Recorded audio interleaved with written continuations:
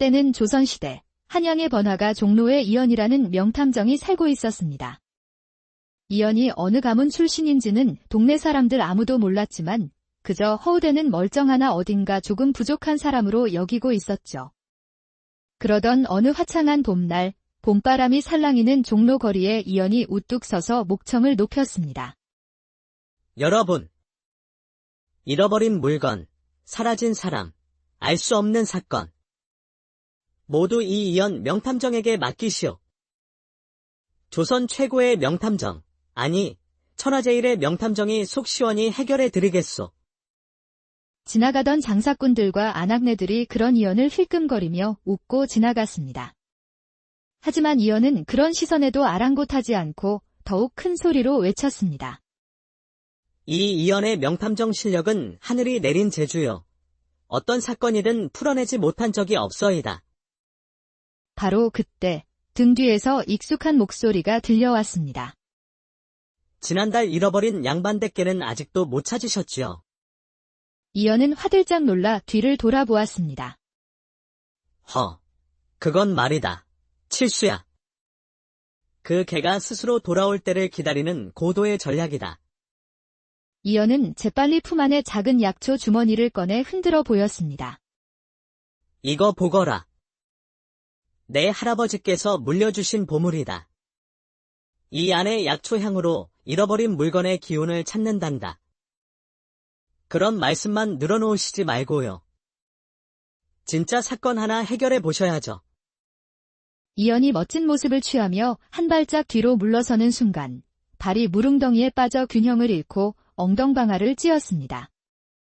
순간 주변에서 웃음소리가 터져나왔고 이연의 얼굴은 붉어진 채 허둥지둥 옷의 흙을 털어냈습니다.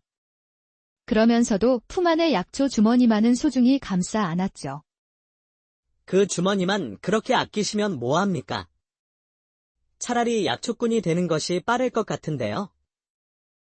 말도 안 되는 소리.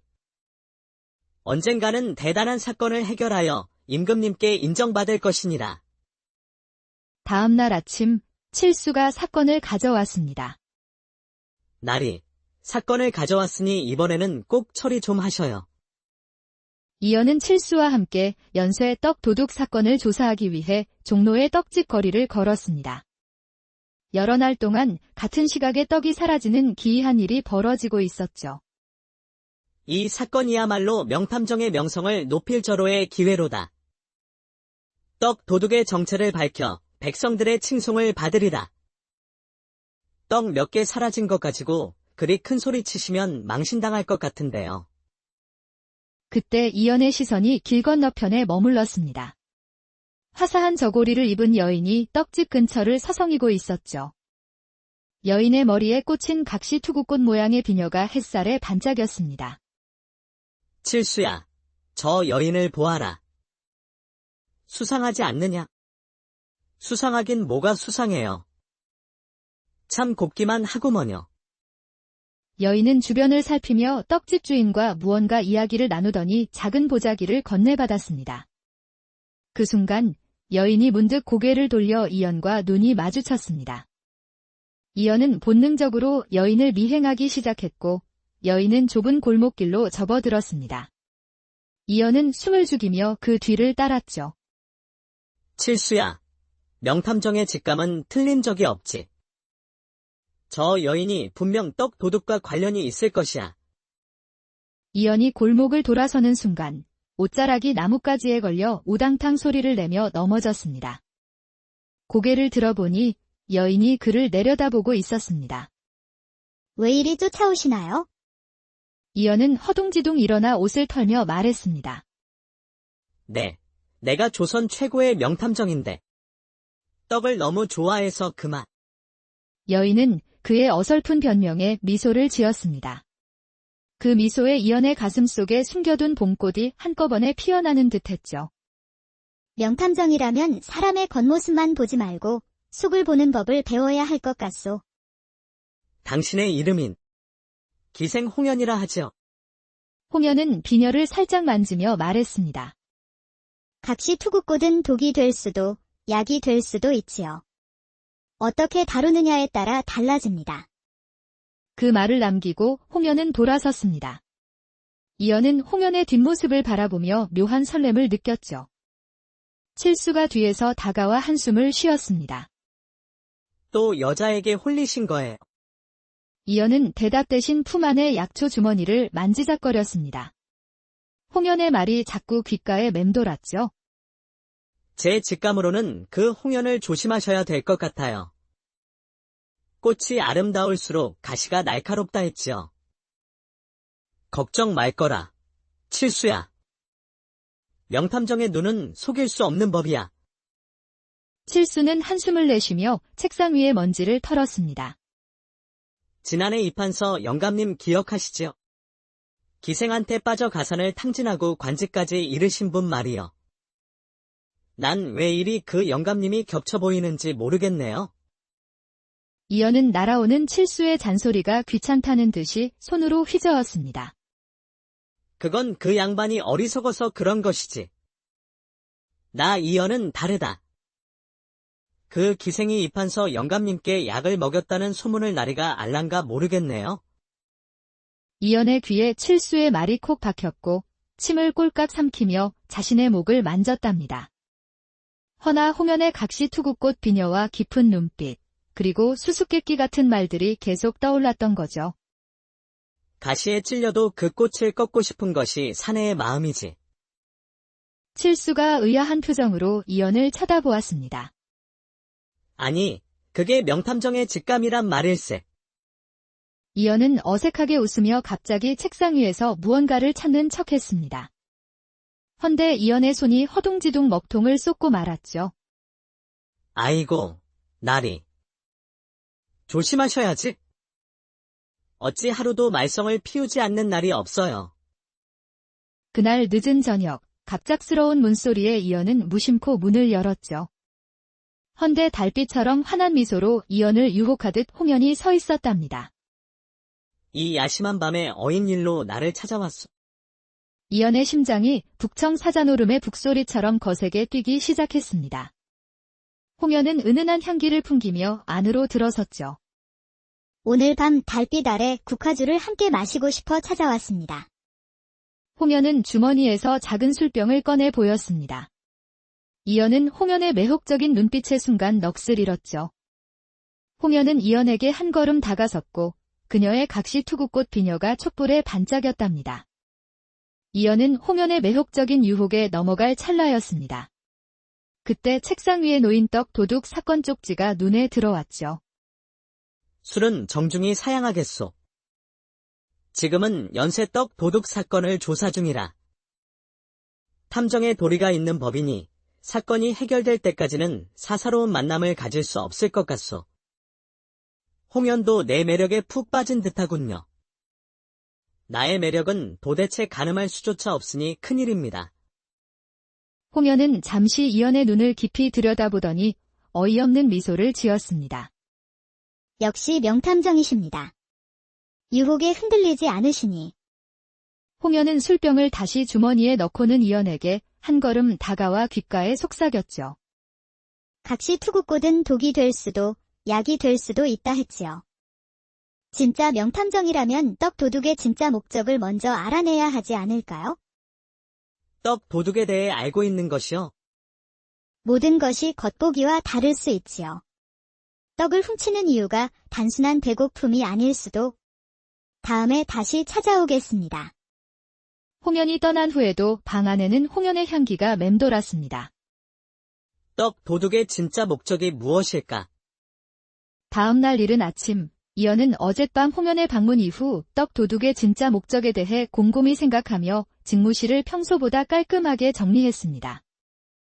아이고, 나리가 어쩐 일이어요. 오늘 해가 서쪽에서 떴나?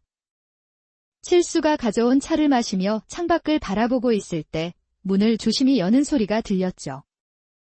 어서 들어오셔요.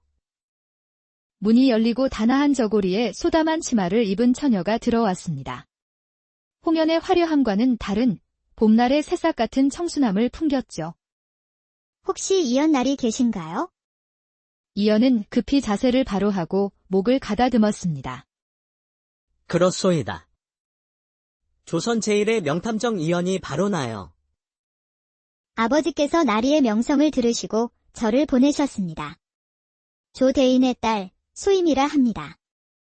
조대인은 한양에서 손꼽히는 부유한 약재상으로 알려진 인물이었죠.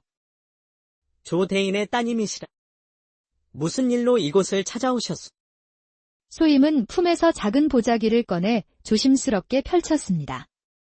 그 안에는 말라 비틀어진 각시 투구꽃 한 송이가 있었죠. 아버지 약재상에서 귀한 각시 투구꽃이 도난당했습니다. 이것이 유일하게 남은 것이고요. 이연은 소임을 탁자로 안내했고 소임이 앉자 은은한 매화 향이 퍼졌습니다. 우리 아버지께서 꼭 이 사건을 맡겨야 한다 하셨습니다. 조선 최고의 명탐정이라 하시며 이연은 그 말에 우쭐하며 평소보다 더 과장된 포즈를 취했습니다. 허허. 과찬이시여.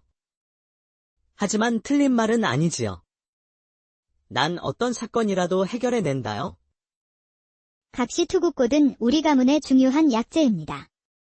특히 병든 아이들에게 효험이 좋아 비싼 값에 거래되지요. 이연이 대답하려는 순간 등 뒤로 한기가 스멀스멀 느껴졌습니다. 이연은 고개를 돌려 창밖을 바라보니 멀리서 홍연이 그들을 지켜보고 있었답니다. 이상하구나. 봄날의 꽃바람과 겨울 찬바람 사이에 선 듯한 느낌이야. 소임은 이연이 똥 마려운 강아지처럼 긴장하는 모습이 보여 걱정스럽게 물었습니다. 나리, 괜찮으신가요? 아, 걱정 마시오. 각시투구꽃 도난 사건. 흥미롭구려. 맡아드리겠소? 이연은 다시 창밖을 바라보았지만 홍연의 모습은 이미 사라진 후였습니다. 그날 오후 소임과 이연은 한양 북촌의 웅장한 양반가를 방문했습니다. 높은 담장과 대문을 지나 들어선 사랑채는 화려한 단청과 비단 병풍으로 꾸며져 있었죠. 이윽고 비단 발자국 소리와 함께 최 부인이 들어섰습니다. 40대 초반의 나이에도 여전히 아름다움을 간직한 그녀는 화려한 비단 치마 저고리를 입고 있었습니다. 그대가 소문이 명탐정인가 보구려. 과분한 말씀이옵니다. 미천한 실력으로나마 부인께 도움이 되고자 왔습니다. 최 부인은 이연을 창가 탁자로 안내했습니다. 그곳에서 바라본 정원은 희귀한 꽃과 나무들로 가득했죠. 각시 투구꽃에 대해 얼마나 아시오? 독성이 있으나 약으로도 쓰이는 귀한 약초로 알고 있습니다. 그렇지요. 독이 될 수도 약이 될 수도 있는 것이 각시 투구꽃이지요. 홍연이 했던 말과 똑같은 표현에 이연은 등골이 서늘해졌고 최 부인의 말투와 눈빛에서 뱀이 혀를 날름거리는 듯한 위험한 기운이 느껴졌던 거죠. 요즘 기생들 중에 각시 투구꽃 비녀를 하는 일을 본 적 있소? 이연은 순간 홍연을 떠올리며 조심스럽게 대답했답니다. 특별히 기억나지 않습니다만 혹시 그것이 도난 사건과 관련이 있습니까? 최 부인은 미소를 지으며 옆에 놓인 화첩을 펼쳤습니다. 그 안에는 각시 투구꽃을 정교하게 그린 그림이 있었죠. 이연은 그 그림의 문양이 홍연의 비녀와 동일하다는 것을 알아차렸습니다. 이 그림은 우리 가문에서 대대로 내려오는 것이요. 각시 투구꽃은 우리 가문의 상징과도 같지요. 이연의 머릿속에서 퍼즐 조각이 맞춰지기 시작했습니다. 부인께서는 도둑의 정체를 짐작하고 계신 듯 하옵니다만. 최 부인은 날카로운 미소를 지으며 차를 한 모금 마셨습니다.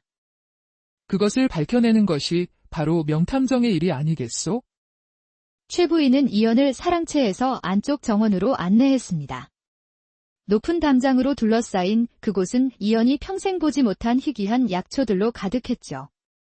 어떻소, 명탐정. 이런 약초들을 본 적이 있소?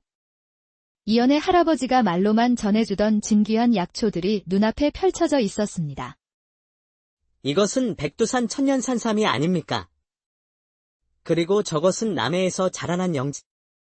그대가 약초에 대해 많이 알고 있군요. 흥미롭소이다. 이제 홍연이란 기생은 잊으시오. 이연은 최 부인의 말에 홍연의 신비로운 눈빛과 각시 투구꽃 비녀가 떠올랐죠. 부인께서는 제게 무엇을 원하시는 것입니까? 최 부인은 정원 한편에 피어있는 각시 투구꽃을 가리켰습니다. 도둑을 찾아주시오. 내 각시 투구꽃을 훔쳐간 자를 찾아주면 그대에게 이 정원의 일부를 하사하리다. 이연은 그 제안에 심장이 빠르게 요동쳤고 이런 희귀한 약초들을 가진다는 상상에 잠시 빠져 있었죠. 그리고 내 서방이 세상을 떠난 지금 내게는 조력자가 필요하오. 총명한 당신 같은 이가? 최 부인의 말이 이어지는 동안 이연의 시선은 우연히 최 부인이 들고 있던 서찰에 고정되었습니다. 약초 독점이라는 글자가 눈에 들어왔죠. 최 부인은 이연의 시선을 알아차리고 재빨리 서찰을 감추었습니다. 그 순간 이연은 최 부인의 눈빛에서 위험한 냉기를 느꼈습니다. 부인의 제안은 과분하옵니다. 하오나 이 사건의 진상을 먼저 파악한 후에 결정하는 것이 도리라 생각됩니다. 현명한 판단이요. 하지만 기억하시오. 기회는 한 번뿐이니. 그때 정원 입구에서 머슴이 나타났습니다.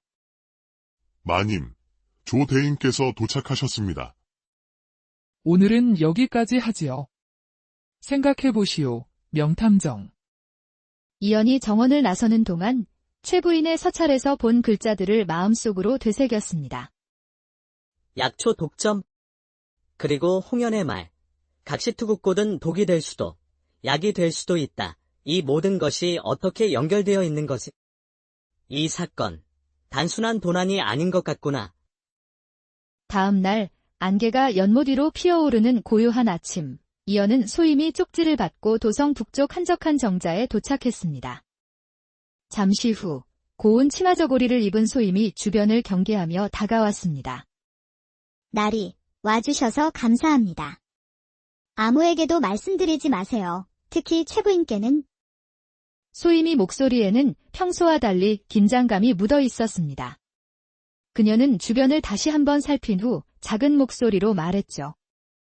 아버지께서 최근 각시투구꽃 거래로 엄청난 부를 축적하셨어요. 하지만 최 부인과의 거래 이후 행동이 이상해지셨습니다. 어떻게 이상해지셨소? 밤늦게 비밀 서찰을 주고받으시고 창고를 새로 지으셨어요. 그리고 병든 아이들에 대한 이야기만 나오면 화를 내세요. 아버지가 나쁜 분이 아니에요. 하지만 최근에는 마치 다른 사람이 된 것처럼 보였지요. 아가씨, 혹시 아버님께서 각시투구꽃으로 특별한 약이나 차를 만드시어? 소임은 놀란 표정으로 끄덕이며 작은 주머니를 이연에게 건넸습니다. 이연은 주머니를 열어 향을 맡고는 놀란 눈으로 소임을 쳐다보았습니다. 이것은 아버지가 개발한 각시투구꽃 차입니다. 병든 아이들에게 효험이 있어요. 열병을 내리고 통증을 줄여주지요. 하지만 아버지와 최 부인은 이 차를 오직 양반들에게만 팔고 있답니다. 가격도 너무 비싸서 정작 필요한 가난한 아이들은 구할 수 없지요. 약이 필요한 이들에게 가지 못하고 있다니? 약초는 모든 일을 위한 하늘의 선물이어야 합니다. 나리, 제발 도와주세요. 아버지를 나쁜 길에서 돌이키고 싶어요. 걱정 마시오. 이 이연이 진실을 밝혀내리다. 이연은 약초 거래의 중심인물인 조대인을 직접 만나기 위해 종로의 큰 약재상을 찾아갔습니다. 가게 안은 온갖 약재 향이 뒤섞여 코끝을 자극했죠. 이연은 진열대를 둘러보다 각시투구꽃이 놓여야 할 자리가 텅 비어 있는 것을 발견했습니다. 이곳이 각시투구꽃 자리인 듯한데 모두 팔린 것입니까? 가게 안쪽에서 부유함이 묻어나는 고급 의복을 입은 조 대인이 나왔습니다. 그는 날카로운 눈빛으로 이연을 살폈죠. 자네가 명탐정인가?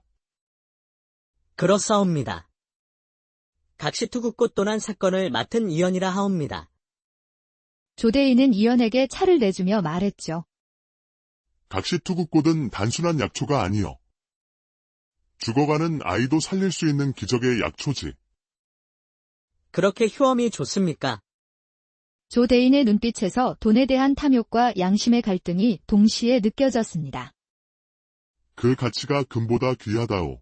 특히 열병을 앓는 아이들. 하루만 늦어도 목숨을 잃을 수 있는 아이들에게는 생명과도 같지. 이연은 소임이 말이 사실임을 확인하고 마음이 무거워졌습니다. 그런 귀한 약초라면 더 많은 이들에게 나누어야 하지 않겠습니까? 세상이 그렇게 단순하다면 좋겠구먼. 장사는 장사여. 약초를 구하고 가꾸는데도 비용이 들지.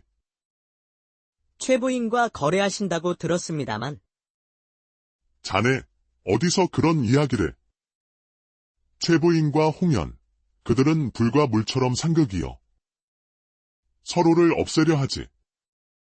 그 사이에 끼면 자네도 다칠 수 있어.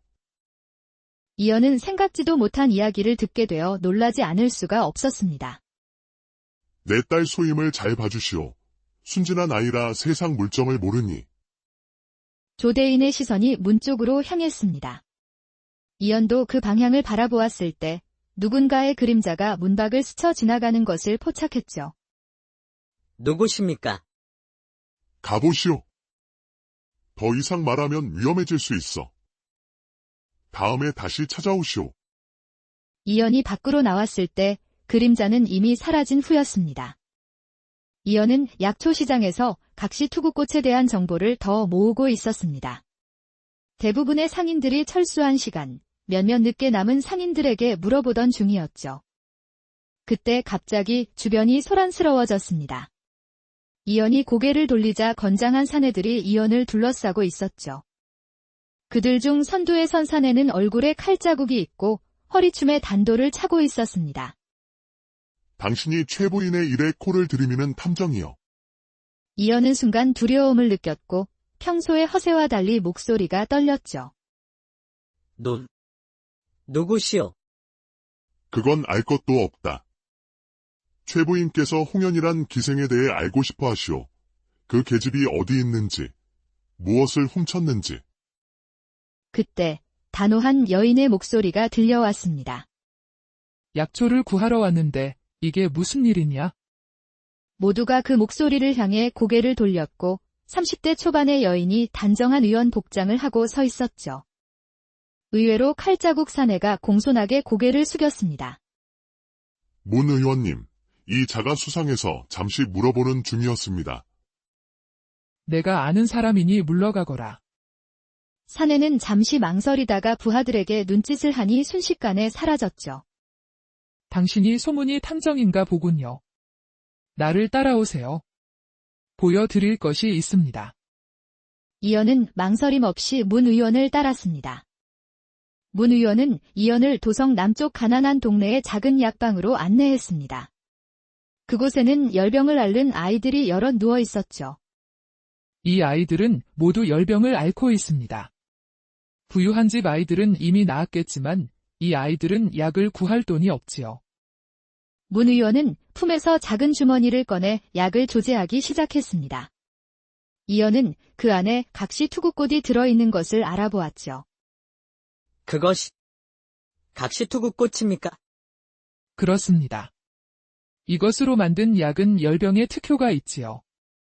문 의원은 능숙한 손길로 약을 조제하여 아이들에게 먹였습니다.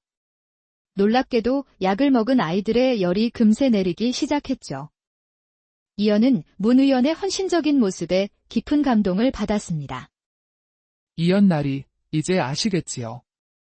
각시 투구꽃이 왜 그렇게 중요한지. 생명을 구하는 약초였군요. 하지만 최근 들어 구하기가 너무 어려워졌지요. 이연은 최부인과 조대인의 얼굴이 떠올랐습니다. 그리고 홍연이 떡집에서 보자기를 봤던 장면도 생각났죠. 문 의원님, 혹시 홍연이란 기생을 아십니까? 문 의원은 잠시 침묵하다가 조용히 대답했습니다. 홍연에 대해 알고 싶다면 내일 다시 오세요. 더 이야기해 드리겠습니다. 다음 날 이른 아침, 이연은 홍연에 대한 이야기를 듣고 싶어 약방을 찾았습니다.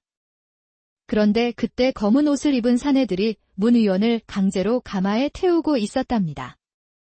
문 의원은 필사적으로 저항했지만 여인의 힘으로는 어림도 없었죠. 놓으시오. 이것이 무슨 짓이요? 최부인의 명령이다.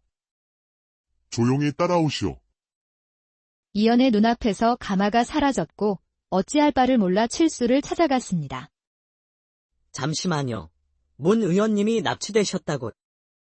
큰일이네요. 그때 나리는 무엇하고 있었어요? 난 말이다. 어찌해야 할지 모르겠구나. 최부인의 수하들이 분명했어. 이번만큼은 진짜 용기가 필요하겠네요. 허세가 아닌 진정한 나리의 실력을 보여주실 때구먼요. 이연의 머릿속에 문 의원이 병든 아이들을 치료하던 모습, 홍연의 신비로운 눈빛, 그리고 각시 투국꽃의 비밀이 스쳐 지나갔죠. 칠수야, 최부인의 집을 미행해보자. 두 사람은 전력 질주하여 최부인의 집담장에 숨어 지켜보았습니다. 얼마 후 가마가 도착하고 문 의원이 별채로 끌려 들어가는 것을 목격했죠. 저기 별채? 하지만 어떻게 들어가지요?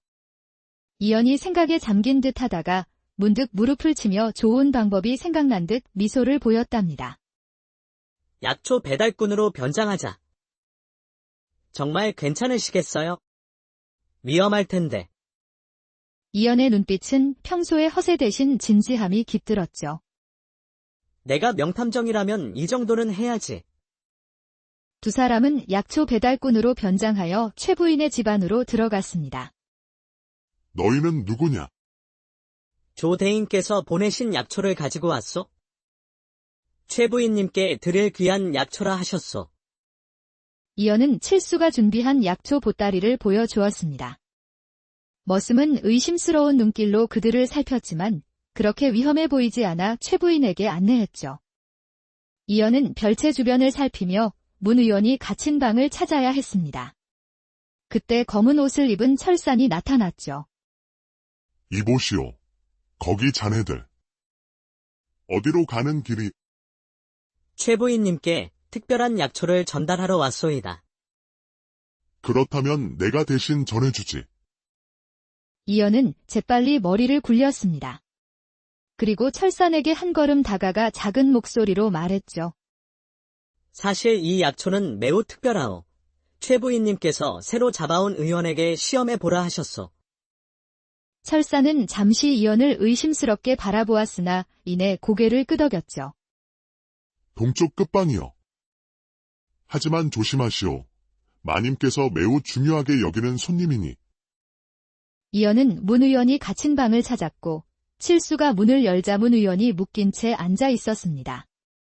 이연은 재빨리 문 의원의 묶인 손을 풀어주며 말했습니다. 빨리 나가야 합니다.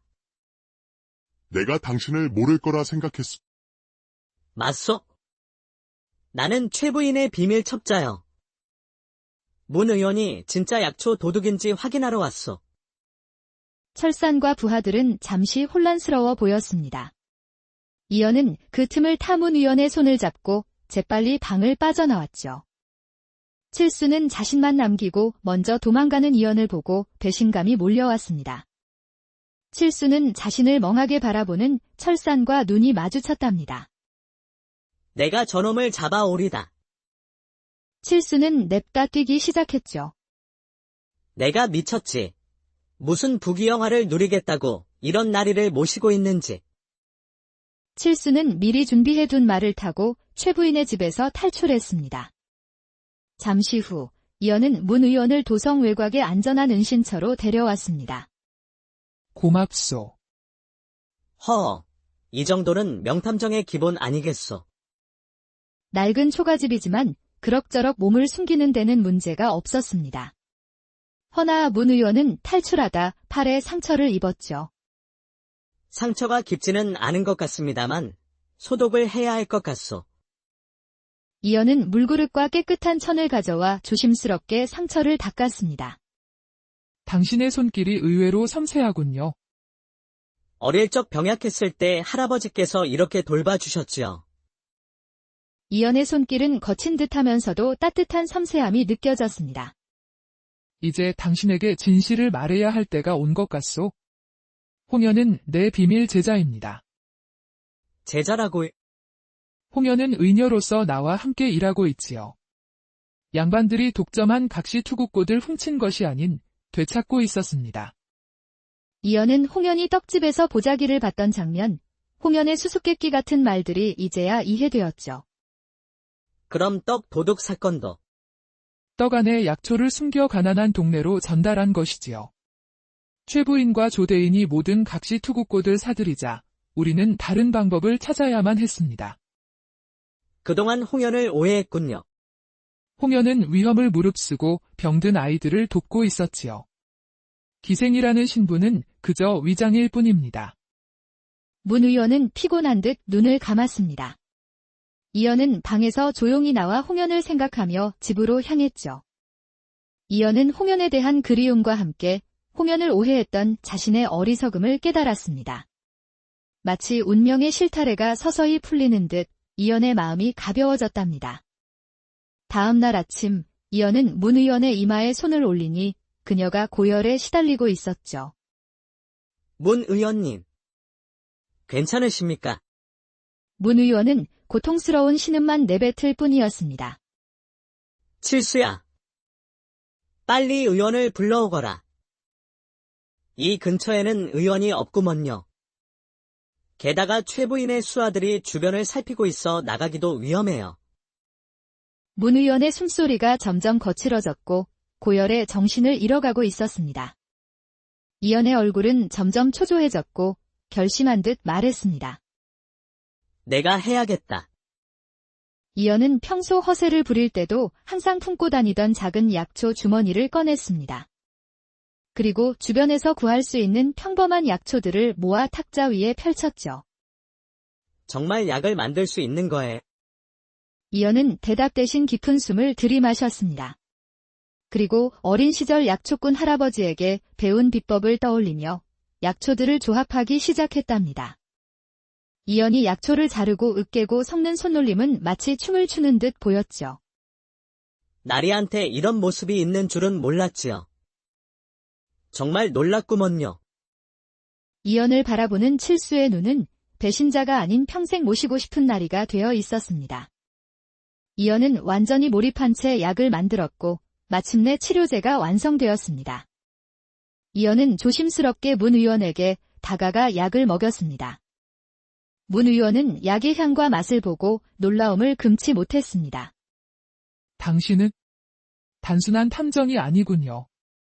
이 약을 만들다니 쉽게 만들 수 있는 약이 아닙니다. 어릴 적 병약했던 시절, 할아버지께 약초 지식을 배웠소이다. 약을 먹은 문 의원의 열이 점점 내리기 시작했죠. 당신의 솜씨는 탐이 날 정도입니다. 어쩌면 내가 진정으로 원하는 것이 무엇인지 잊고 있었던 것 같습니다. 이연은 약초를 다루는 자신의 손을 바라보았습니다. 다음 날 아침, 문 의원의 안내로 이연은 도성 북쪽 한적한 시냇가에 도착했습니다. 버드나무가 늘어선 물가에는 작은 정자가 하나 있었죠. 문 의원은 신호를 보냈고 잠시 후 한 여인이 나타났습니다. 각시 투구꽃 비녀를 단 홍연이었죠. 문 의원님. 무사하셨군요. 홍연의 시선이 이연에게 닿자 말을 멈췄고 두 사람의 눈이 마주쳤죠. 이제 모든 것을 알려주었단다. 더 이상 숨길 필요 없어, 연하야. 홍연의 눈에 눈물이 고였습니다. 오해하셨을 거예요. 제가 떡 도둑이고 각시 투구꽃을 훔친 도둑이라고. 이연은 고개를 저었습니다. 오해해서 미안하오. 당신이 병든 아이들을 위해 약초를 구하고 있었다는 것을 이제 알게 되었소. 이연은 울고 있는 홍연의 손을 살며시 잡았습니다. 홍연아. 미안하다. 그동안 얼마나 마음고생이 심했느냐. 그때 문 의원은 조용히 자리를 피해 주었답니다. 문 의원님께 들었어요.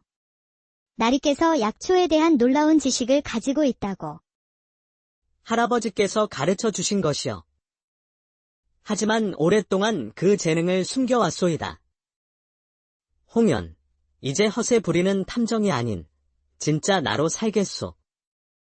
당신과 함께 최 부인의 음모를 밝히고 병든 아이들을 돕고 싶소. 위험할 거예요. 최 부인은 강한 권력을 가진 사람이지요. 두렵지 않소. 이제 내가 진정으로 해야 할 일을 알았으니? 홍연의 눈에 이연의 모습이 햇빛처럼 빛나 보였고 그리고 그렇게 사랑스럽게 보일 수가 없었습니다.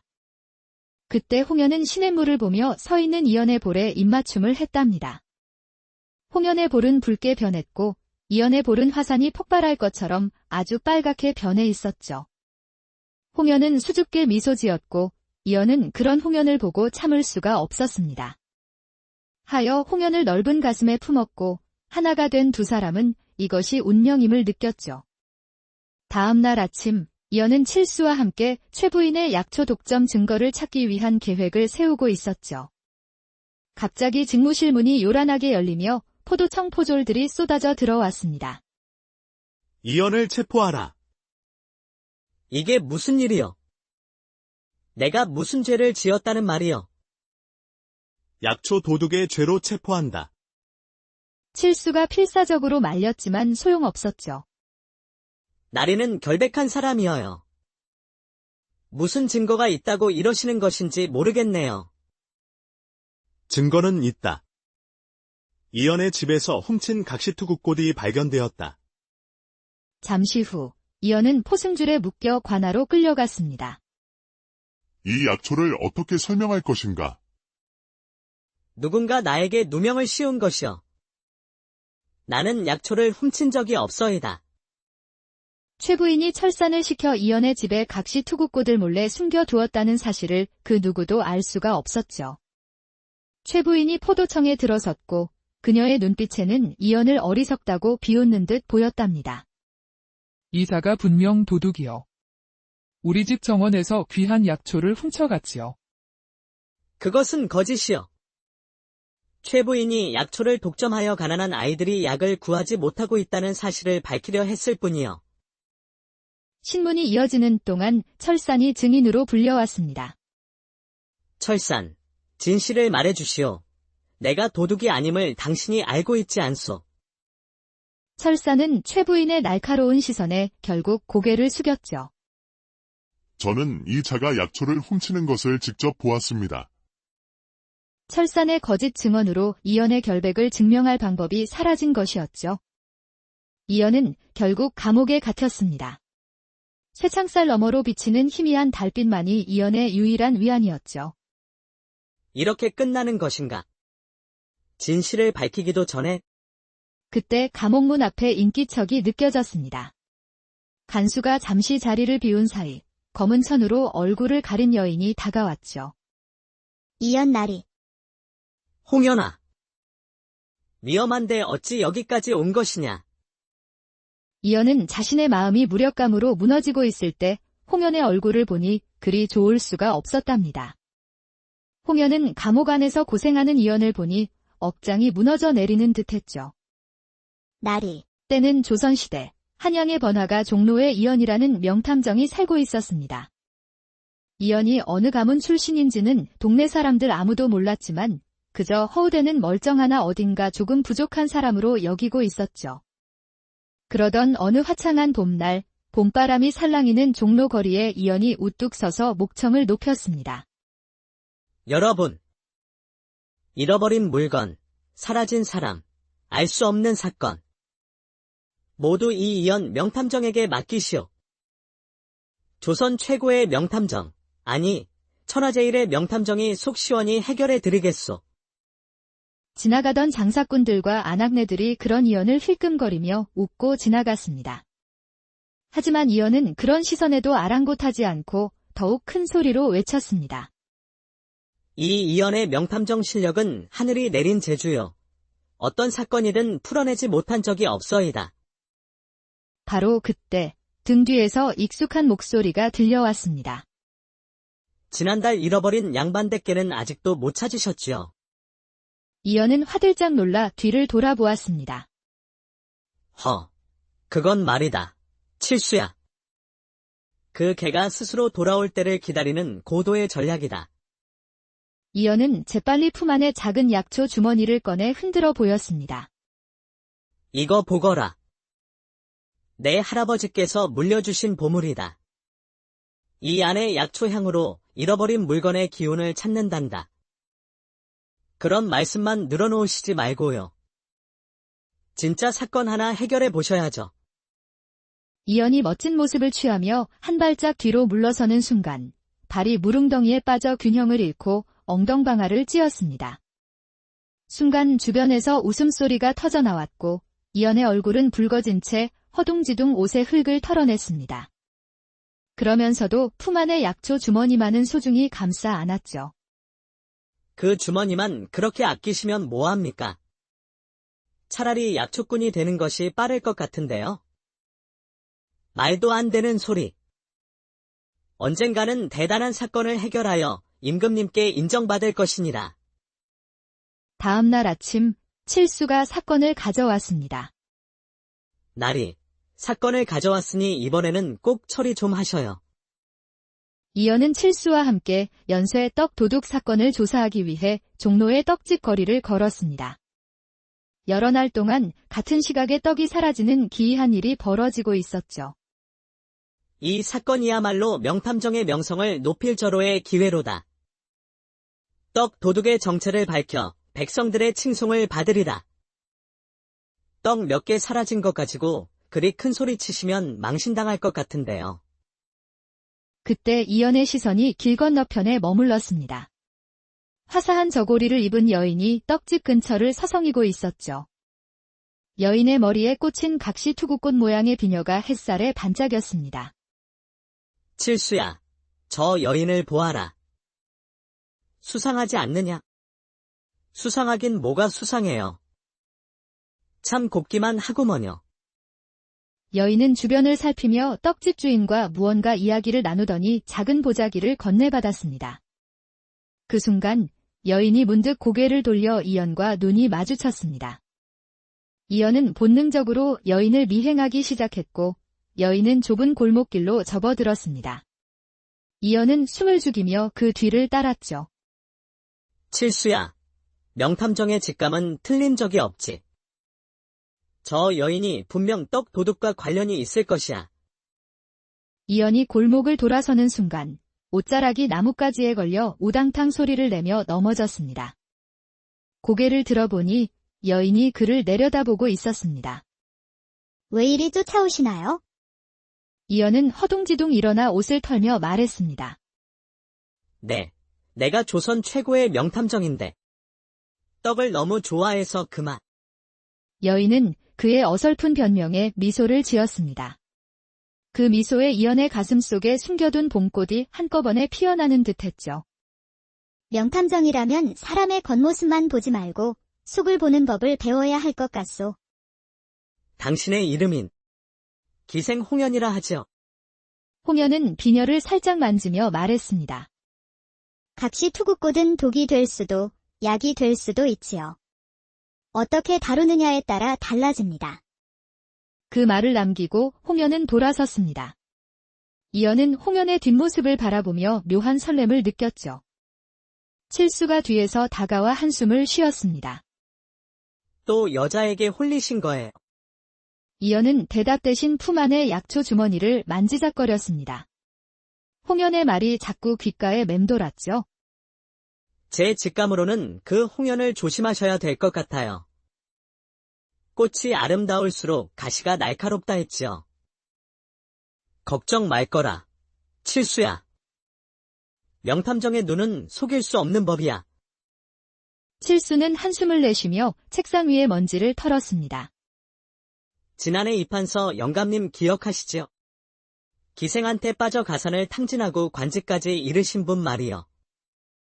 난 왜 이리 그 영감님이 겹쳐 보이는지 모르겠네요. 이연은 날아오는 칠수의 잔소리가 귀찮다는 듯이 손으로 휘저었습니다. 그건 그 양반이 어리석어서 그런 것이지. 나 이연은 다르다. 그 기생이 입한서 영감님께 약을 먹였다는 소문을 나리가 알란가 모르겠네요. 이연의 귀에 칠수의 말이 콕 박혔고 침을 꼴깍 삼키며 자신의 목을 만졌답니다. 허나 홍연의 각시 투구꽃 비녀와 깊은 눈빛, 그리고 수수께끼 같은 말들이 계속 떠올랐던 거죠. 가시에 찔려도 그 꽃을 꺾고 싶은 것이 사내의 마음이지. 칠수가 의아한 표정으로 이연을 쳐다보았습니다.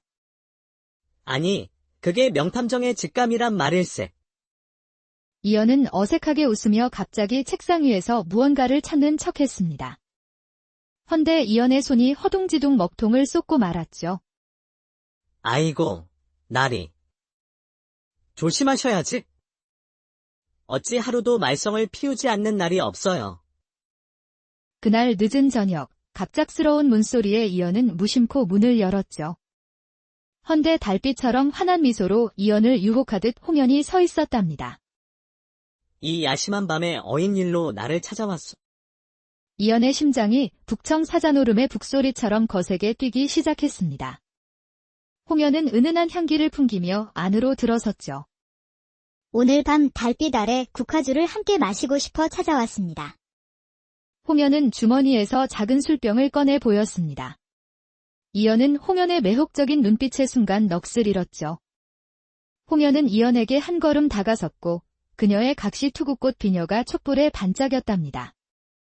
이연은 홍연의 매혹적인 유혹에 넘어갈 찰나였습니다. 그때 책상 위에 놓인 떡 도둑 사건 쪽지가 눈에 들어왔죠. 술은 정중히 사양하겠소. 지금은 연쇄떡 도둑 사건을 조사 중이라. 탐정의 도리가 있는 법이니 사건이 해결될 때까지는 사사로운 만남을 가질 수 없을 것 같소. 홍연도 내 매력에 푹 빠진 듯하군요. 나의 매력은 도대체 가늠할 수조차 없으니 큰일입니다. 홍연은 잠시 이연의 눈을 깊이 들여다보더니 어이없는 미소를 지었습니다. 역시 명탐정이십니다. 유혹에 흔들리지 않으시니. 홍연은 술병을 다시 주머니에 넣고는 이연에게 한 걸음 다가와 귓가에 속삭였죠. 각시 투구꽃은 독이 될 수도, 약이 될 수도 있다 했지요.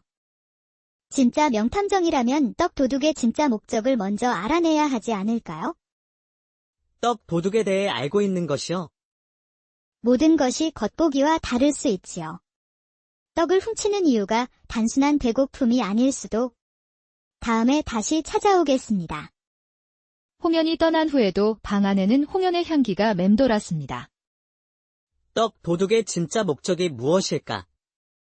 다음 날 이른 아침, 이연은 어젯밤 홍연의 방문 이후 떡 도둑의 진짜 목적에 대해 곰곰이 생각하며 직무실을 평소보다 깔끔하게 정리했습니다. 아이고, 나리가 어쩐 일이어요. 오늘 해가 서쪽에서 떴나? 칠수가 가져온 차를 마시며 창밖을 바라보고 있을 때 문을 조심히 여는 소리가 들렸죠. 어서 들어오셔요. 문이 열리고 단아한 저고리에 소담한 치마를 입은 처녀가 들어왔습니다. 홍연의 화려함과는 다른 봄날의 새싹 같은 청순함을 풍겼죠. 혹시 이연날이 계신가요? 이연은 급히 자세를 바로 하고 목을 가다듬었습니다. 그렇소이다. 조선 제1의 명탐정 이연이 바로 나요. 아버지께서 나리의 명성을 들으시고 저를 보내셨습니다. 조대인의 딸, 소임이라 합니다. 조대인은 한양에서 손꼽히는 부유한 약재상으로 알려진 인물이었죠. 조대인의 따님이시라. 무슨 일로 이곳을 찾아오셨소? 소임은 품에서 작은 보자기를 꺼내 조심스럽게 펼쳤습니다. 그 안에는 말라 비틀어진 각시 투구꽃 한 송이가 있었죠. 아버지 약재상에서 귀한 각시 투구꽃이 도난당했습니다. 이것이 유일하게 남은 것이고요. 이연은 소임을 탁자로 안내했고 소임이 앉자 은은한 매화 향이 퍼졌습니다. 우리 아버지께서 꼭 이 사건을 맡겨야 한다 하셨습니다. 조선 최고의 명탐정이라 하시며. 이연은 그 말에 우쭐하며 평소보다 더 과장된 포즈를 취했습니다. 허허, 과찬이시여. 하지만 틀린 말은 아니지요. 난 어떤 사건이라도 해결해낸다요. 각시 투구꽃은 우리 가문의 중요한 약재입니다. 특히 병든 아이들에게 효험이 좋아 비싼 값에 거래되지요. 이연이 대답하려는 순간 등 뒤로 한기가 스멀스멀 느껴졌습니다. 이연은 고개를 돌려 창밖을 바라보니 멀리서 홍연이 그들을 지켜보고 있었답니다. 이상하구나. 봄날의 꽃바람과 겨울 찬바람 사이에 선 듯한 느낌이야. 소임은 이연이 똥 마려운 강아지처럼 긴장하는 모습이 보여 걱정스럽게 물었습니다. 나리, 괜찮으신가요? 아, 걱정 마시오. 각시투구꽃 도난 사건, 흥미롭구려. 맡아드리겠소? 이연은 다시 창밖을 바라보았지만 홍연의 모습은 이미 사라진 후였습니다. 그날 오후 소인과 이연은 한양 북촌의 웅장한 양반가를 방문했습니다. 높은 담장과 대문을 지나 들어선 사랑채는 화려한 단청과 비단 병풍으로 꾸며져 있었죠. 이윽고 비단 발자국 소리와 함께 최 부인이 들어섰습니다. 40대 초반의 나이에도 여전히 아름다움을 간직한 그녀는 화려한 비단 치마 저고리를 입고 있었습니다. 그대가 소문이 명탐정인가 보구려. 과분한 말씀이옵니다. 미천한 실력으로나마 부인께 도움이 되고자 왔습니다. 최 부인은 이연을 창가 탁자로 안내했습니다. 그곳에서 바라본 정원은 희귀한 꽃과 나무들로 가득했죠. 각시 투구꽃에 대해 얼마나 아시오? 독성이 있으나 약으로도 쓰이는 귀한 약초로 알고 있습니다. 그렇지요. 독이 될 수도 약이 될 수도 있는 것이 각시 투구꽃이지요. 홍연이 했던 말과 똑같은 표현에 이연은 등골이 서늘해졌고 최 부인의 말투와 눈빛에서 뱀이 혀를 날름거리는 듯한 위험한 기운이 느껴졌던 거죠. 요즘 기생들 중에 각시 투구꽃 비녀를 하는 일을 본 적 있소? 이연은 순간 홍연을 떠올리며 조심스럽게 대답했답니다. 특별히 기억나지 않습니다만 혹시 그것이 도난 사건과 관련이 있습니까? 최 부인은 미소를 지으며 옆에 놓인 화첩을 펼쳤습니다. 그 안에는 각시 투구꽃을 정교하게 그린 그림이 있었죠. 이연은 그 그림의 문양이 홍연의 비녀와 동일하다는 것을 알아차렸습니다. 이 그림은 우리 가문에서 대대로 내려오는 것이요. 각시 투구꽃은 우리 가문의 상징과도 같지요. 이연의 머릿속에서 퍼즐 조각이 맞춰지기 시작했습니다. 부인께서는 도둑의 정체를 짐작하고 계신 듯 하옵니다만 최 부인은 날카로운 미소를 지으며 차를 한 모금 마셨습니다. 그것을 밝혀내는 것이 바로 명탐정의 일이 아니겠소? 최 부인은 이연을 사랑채에서 안쪽 정원으로 안내했습니다. 높은 담장으로 둘러싸인 그곳은 이연이 평생 보지 못한 희귀한 약초들로 가득했죠. 어떻소, 명탐정. 이런 약초들을 본 적이 있소? 이연의 할아버지가 말로만 전해주던 진귀한 약초들이 눈앞에 펼쳐져 있었습니다. 이것은 백두산 천년산삼이 아닙니까? 그리고 저것은 남해에서 자라난 영지. 그대가 약초에 대해 많이 알고 있군요. 흥미롭소이다. 이제 홍연이란 기생은 잊으시오. 이연은 최 부인의 말에 홍연의 신비로운 눈빛과 각시 투구꽃 비녀가 떠올랐죠.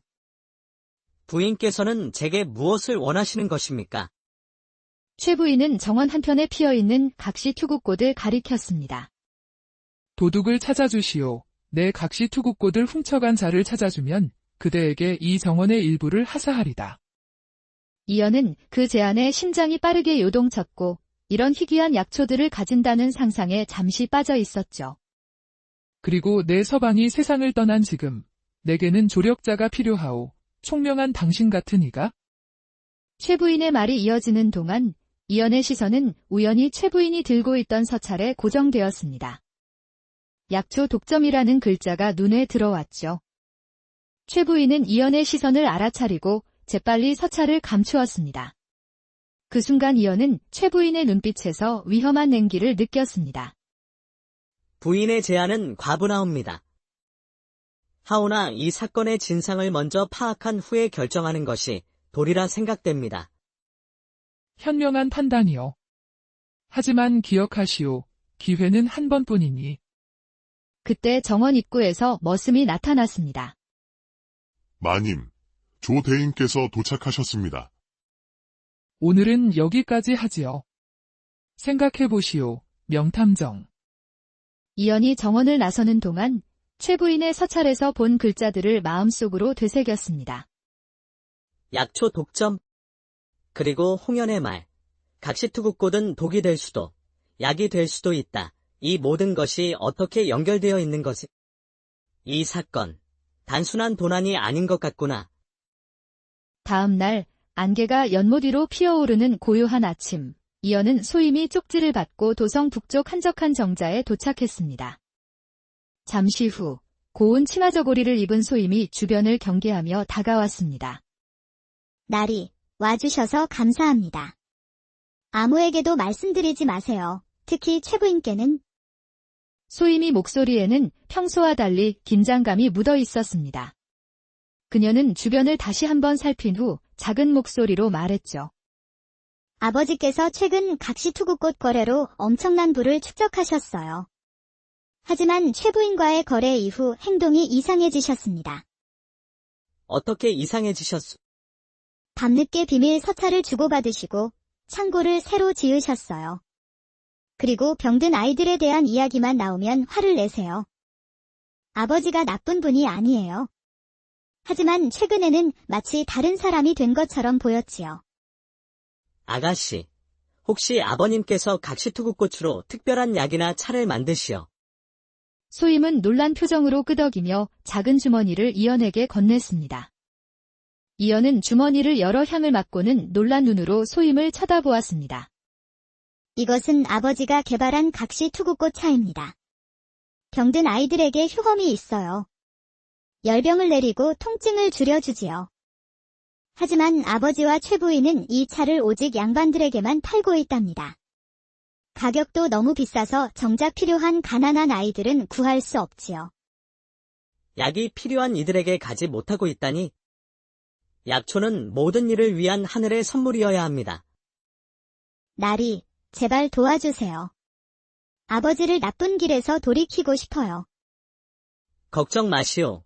이 이연이 진실을 밝혀내리다. 이연은 약초 거래의 중심인물인 조대인을 직접 만나기 위해 종로의 큰 약재상을 찾아갔습니다. 가게 안은 온갖 약재 향이 뒤섞여 코끝을 자극했죠. 이연은 진열대를 둘러보다 각시투구꽃이 놓여야 할 자리가 텅 비어 있는 것을 발견했습니다. 이곳이 각시투구꽃 자리인 듯한데 모두 팔린 것입니까? 가게 안쪽에서 부유함이 묻어나는 고급 의복을 입은 조대인이 나왔습니다. 그는 날카로운 눈빛으로 이연을 살폈죠. 자네가 명탐정인가? 그렇사옵니다. 각시투구꽃 도난 사건을 맡은 이연이라 하옵니다. 조대인은 이연에게 차를 내주며 말했죠. 각시투구꽃은 단순한 약초가 아니여. 죽어가는 아이도 살릴 수 있는 기적의 약초지. 그렇게 효험이 좋습니까? 조대인의 눈빛에서 돈에 대한 탐욕과 양심의 갈등이 동시에 느껴졌습니다. 그 가치가 금보다 귀하다오. 특히 열병을 앓는 아이들. 하루만 늦어도 목숨을 잃을 수 있는 아이들에게는 생명과도 같지. 이연은 소임이 말이 사실임을 확인하고 마음이 무거워졌습니다. 그런 귀한 약초라면 더 많은 이들에게 나누어야 하지 않겠습니까? 세상이 그렇게 단순하다면 좋겠구먼. 장사는 장사여. 약초를 구하고 가꾸는데도 비용이 들지. 최부인과 거래하신다고 들었습니다만. 자네, 어디서 그런 이야기를. 최부인과 홍연, 그들은 불과 물처럼 상극이여. 서로를 없애려 하지. 그 사이에 끼면 자네도 다칠 수 있어. 이연은 생각지도 못한 이야기를 듣게 되어 놀라지 않을 수가 없었습니다. 내 딸 소임을 잘 봐주시오. 순진한 아이라 세상 물정을 모르니. 조대인의 시선이 문 쪽으로 향했습니다. 이연도 그 방향을 바라보았을 때 누군가의 그림자가 문 밖을 스쳐 지나가는 것을 포착했죠. 누구십니까? 가보시오. 더 이상 말하면 위험해질 수 있어. 다음에 다시 찾아오시오. 이연이 밖으로 나왔을 때 그림자는 이미 사라진 후였습니다. 이연은 약초 시장에서 각시투구꽃에 대한 정보를 더 모으고 있었습니다. 대부분의 상인들이 철수한 시간, 몇몇 늦게 남은 상인들에게 물어보던 중이었죠. 그때 갑자기 주변이 소란스러워졌습니다. 이연이 고개를 돌리자 건장한 사내들이 이연을 둘러싸고 있었죠. 그들 중 선두에 선 사내는 얼굴에 칼자국이 있고 허리춤에 단도를 차고 있었습니다. 당신이 최부인의 일에 코를 들이미는 탐정이여. 이연은 순간 두려움을 느꼈고 평소의 허세와 달리 목소리가 떨렸죠. 누구시오? 그건 알 것도 없다. 최 부인